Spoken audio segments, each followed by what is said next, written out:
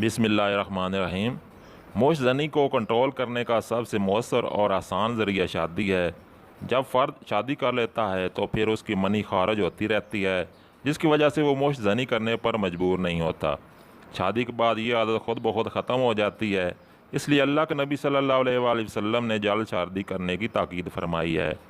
गंदी फिल्में, कहानियाँ, फैश कुतुब, तस्वीर, नगमात और बुरी सोबत से बचें। ये चीज़ें फ़र्द में जिनसी जान पैदा करती हैं और फिर मालमोश ज़नी करने पर मजबूर हो जाता है। खेलों की तरफ ज़्यादा तवज्जो दी जाए, पसंदीदा खेलों में हिस्सा लिया जाए। अगर फ़र्द खेलों में भरपूर हिस्सा ले तो उसकी तवज्जो सेक्स की तरफ कम होती है और मोश ज़नी की तादाद बहुत कम हो जाती है। मुस्बत मशागिल को इख्तियार किया जाए। लाज़िमन कुछ वक्त रोज़ाना सेहतमंद मशागिल में सरफ़ किया जाए। इससे खुद लज़्ज़ती की तरफ तवज्जो कम हो जाएगी। रफ़ा आमा के कामों में दिलचस्पी लें। मोहल्ला की बेहतरी के लिए कोई काम करें। लोगों की खिदमत करें, बूढ़ों की मदद करें।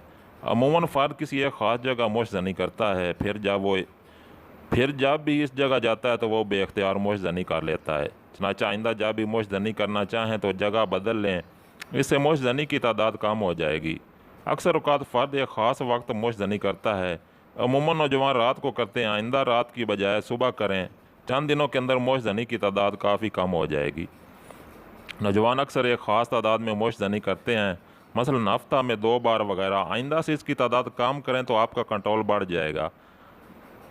इस्तिस्ना का इस्तेमाल करें, यानी नोट करें कि जब आप मोश ज़नी करते हैं तो क्या करते हैं, फिर वही मज़ीद करें।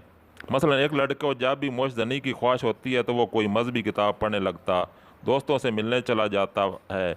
इससे कहा जाए कि इन चीज़ों को ज़्यादा करे तो उसकी ये आदत बहुत कम हो जाएगी।